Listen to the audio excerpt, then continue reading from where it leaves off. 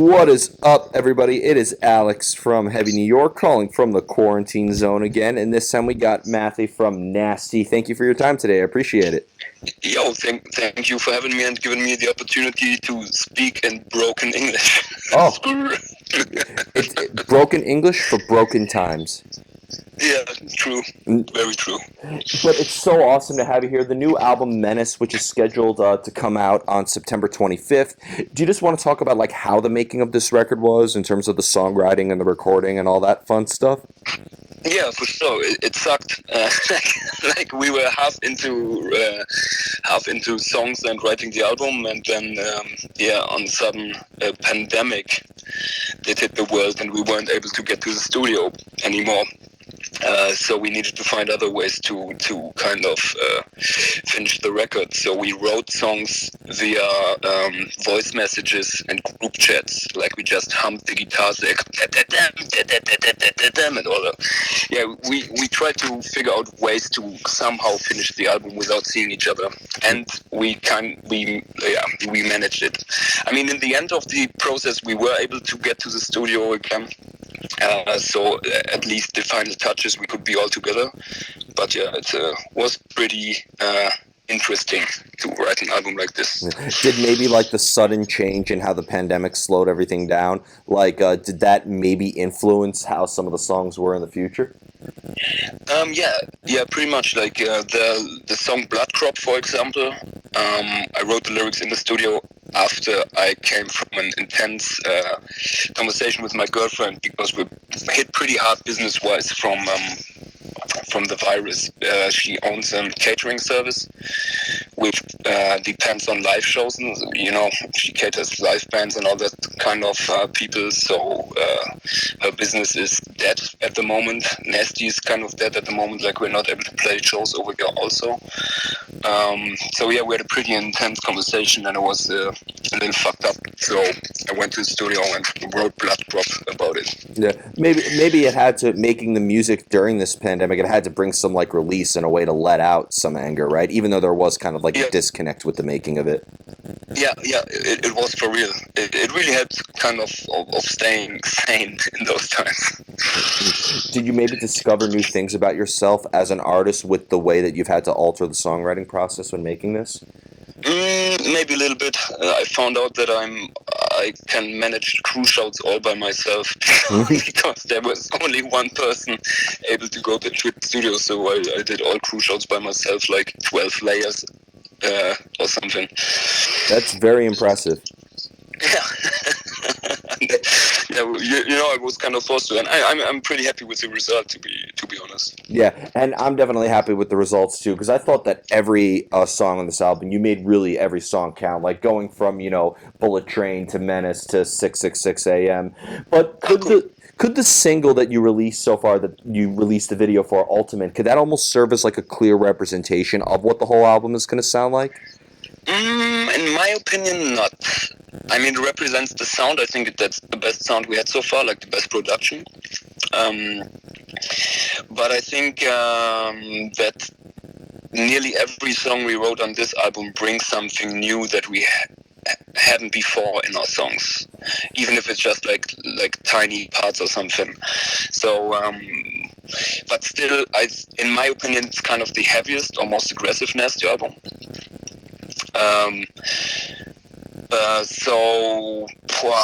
I really like the song, so I think it's maybe representative in form of quality. Mm-hmm. But I think there are really nearly every song is different in my opinion. But I it's always hard to tell this if you wrote it by yourself. Yeah, you mentioned that this is pretty much the heaviest Nasty album. Even before the whole pandemic hit, was that maybe like already a preconceived idea? If we had the idea to make it that heavy before the pandemic? Yeah. Yes, pretty much. We were not meeting, but it's like 3 years, I think, since we released our last one, Religion.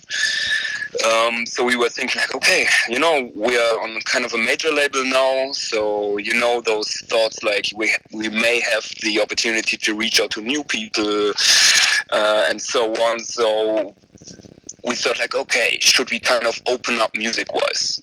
Maybe more melodies, or what I mean, like catchier songwriting or whatever. But then we came to is it a conclusion if you come to a point? Yeah. Yeah, so we came to the conclusion that no, fuck it.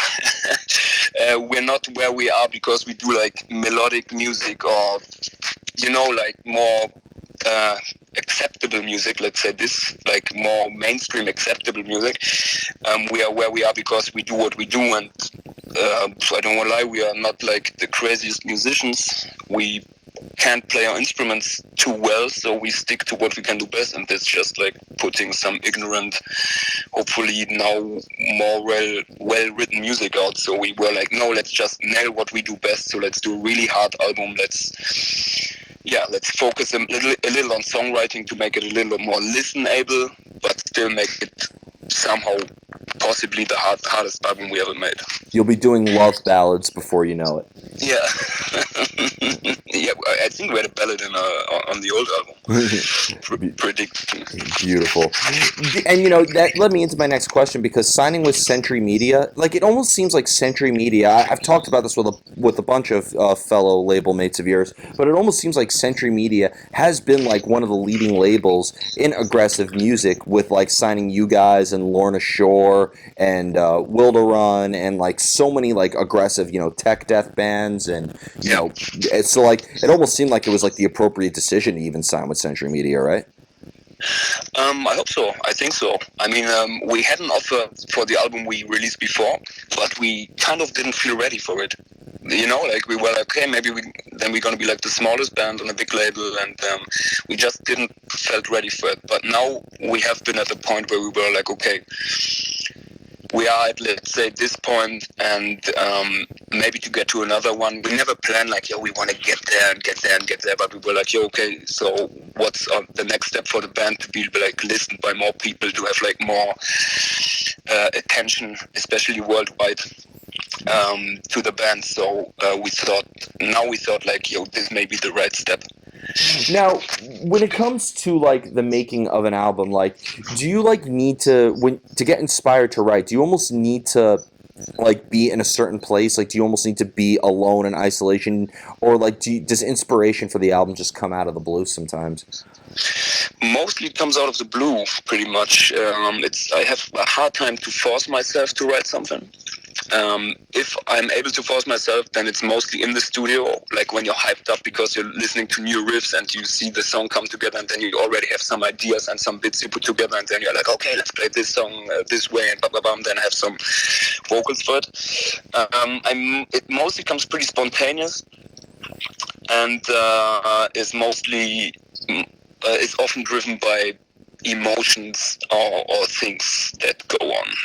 Like you see something in TV, or sometimes it's even a movie that puts me in a certain mood, like, okay, this could be a cool topic to write about. But on Menace, it was for real, like, pretty much the pandemic and the emotions that came with the pandemic.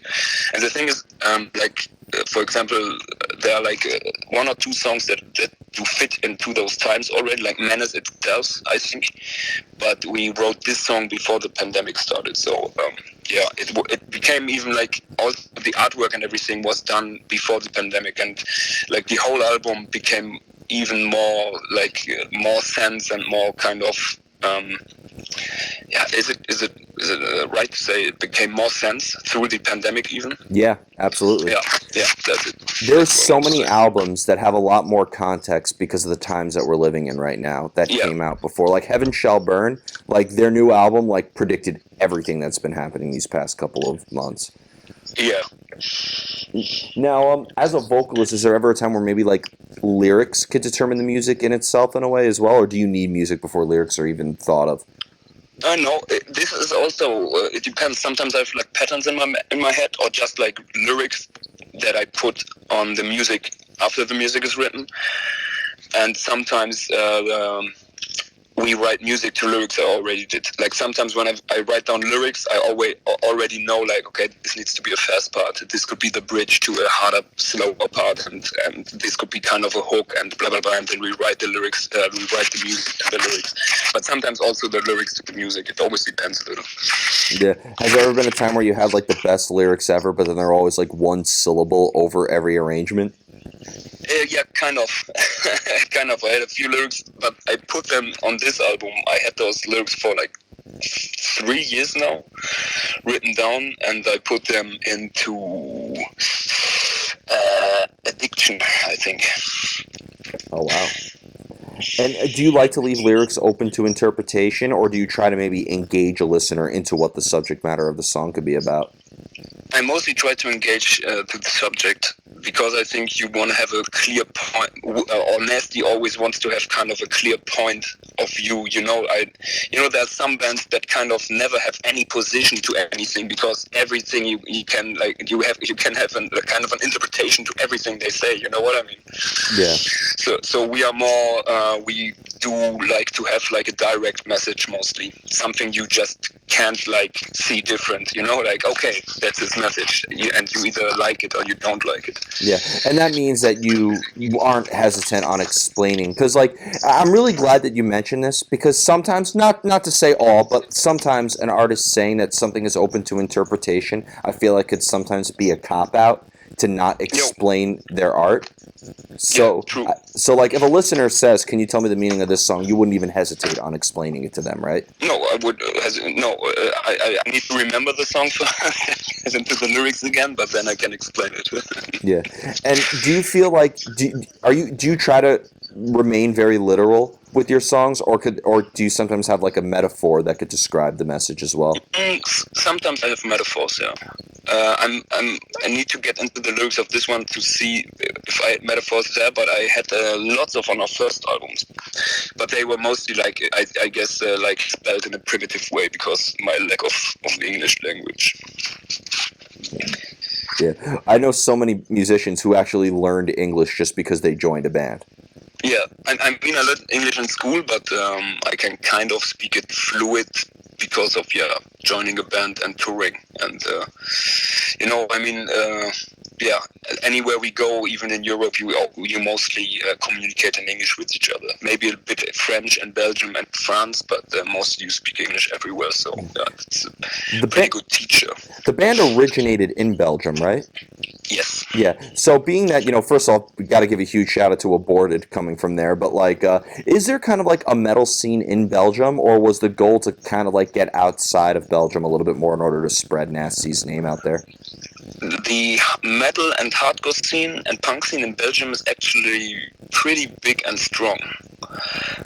It's a small country compared to other countries, but the scene is big and strong, and there are pretty much awesome bands in Belgium and have been in Belgium. I'm not sure like all those bands back in the days on Good Life Recordings, 8000 scene and all those bands, for example. But there are also a lot of younger bands right now, which is awesome. You need younger bands to really fly the flag and to inspire other people. Yeah, that's it. And especially kind of I feel it's important to have how say it, like local scenes, I think it's always very important to have like a strong local fan or scene base, and this is mostly done by local bands in my opinion, because they draw the attention. They do those small shows where everybody comes to, like the neighborhood comes to and all that stuff. So yeah. Is there any local bands that you recommend from your hometown? From my hometown is actually in Germany, but there is in Aachen, but there's no real scene anymore. At the moment, I think in Belgium it's the younger band, or not even young, it's Clench Your Fist. For sure, Search of Fury, Whatever It Takes. I don't get the name from the 8000 area. Headshot. And there's some, I think Scourge is one name. There are a few like slam bands, upcoming slam bands at the moment. Mm-hmm. Yeah. Which is awesome. Huge shout out to every local band that's, working to keep the torch burning. Thank you to all of you guys. I got a couple more questions for you, but a lot of people, not to pigeonhole Nasty by any means, but like a lot of people would refer to Nasty as a hardcore band. But to you, what makes a hardcore band a hardcore band? Is it the message? Is it the sound? Is it the imagery? What makes something hardcore? I think in the end it's the message and the rage, maybe, like the meaning behind the band. I mean, when we came up with not just Nasty in general, into hardcore and punk rock, there was we didn't have this how do you say, like this subgenres. This is deathcore, this is metalcore, this is post-hardcore, this is new school hardcore, this is old school hardcore, this is posy hardcore, this is whatever, beatdown hardcore or moshcore, or you know what I mean? Yeah. Like we did shows in an old slaughterhouse. In an abandoned slaughterhouse, we built like an old stage, our own stage and a bar there, so we could like super DIY shows. And we had, for example, we had Caliban, Good Clean Fun, Reveal, and another band from Belgium, which were like 4 bands and 4 totally different styles. It maybe wouldn't happen today anymore because kids would already fight in the internet. You know, like, you don't dress cool, your sound is, you know. Yeah. I never understood. Maybe you could enlighten me on this. I was actually interviewing John Campbell from Lamb of God, and Lamb of God, who's a metal band, started in the punk and hardcore scene. But I never understood, being that hardcore and metal are both very, very honest and in-your-face, aggressive forms of music. I never understood how an agnostic front fan couldn't appreciate a Slayer or a Megadeth, and vice versa. Yeah, me either. It's I sometimes feel that metalheads are even a little more ignorant, because they are more into like also the skills in music. You know what I mean? Like, yo, this is a nice riff, this is a good solo, this guy can actually sing. You know what I mean? And in hardcore, it's like maybe more rough because I think it used to be just kids grabbing some instruments they maybe weren't even able to play and just jammed and to have an outlet of aggression and frustration. Yeah. But I mean, I think nowadays it's like the border, like the line is getting a little thinner. Like I think it's easier at the moment. Like metalheads sometimes appreciate like more hardcore and on the other side, because also festivals open up for, let's say, metal festivals open up for metalcore, deathcore, slam, and even bands like Nasty or Terror or These Nuts or would stick to your guns. All those bands. So I think like this is maybe getting a little better.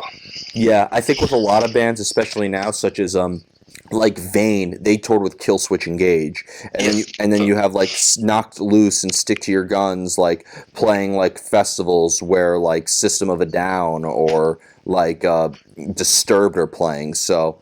Yes, exactly. Or Knocked Loose playing what's the Vans Warped.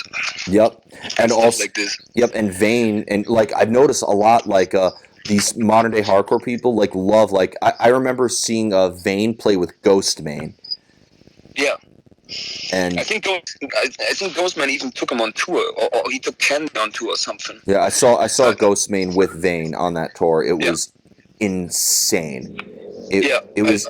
And like, if you want to talk about a change of vibe, like 1 minute people are crowd surfing on the stage, like jumping like everywhere, and then like the same crowd is like so laid back, just enjoying the beat of Ghostman. Yeah, and maybe even pitting too. I mean, there's like I think there's a big change in trap and hip hop that they have kind of a mosh pit right now. Oh, absolutely. And there's a lot of kids that listen to hardcore and punk. Or metal, also listening to this kind of modern trap at the moment, and also I think it's likewise on the other side. So I think this is a really interesting thing, especially if you think of Judgment Night and stuff like crossover. Like you could do like crazy modern crossovers and everything. Yeah, and on top, and to end this off, I also saw Ice Cube open up for Godsmack and Guns N' Roses, and I'm not even kidding when you say I couldn't tell the difference in the crowd. The same awesome reaction to all three. So and didn't ASAP Ferg also did a music video playing with Xibalba on a show with Xibalba or something? Yeah, something like that. Yeah. So before we go, I want to thank you so much for your time today. Really appreciate it. Just obviously thanks to a certain virus that I'm not naming on my outlet because I don't want to give it any publicity. But obviously when all this is over, we'll be seeing Nasty on the road quite a bit. Is there a chance you'll be coming to the States soon? Would be nice. Yeah, we will see. I mean, it's also, I think, a little topic in the political situation. Who knows? I think your president is fucking lots of stuff up at the moment, and I'm not sure if we could, like, in future come to the USA, if you know what I mean.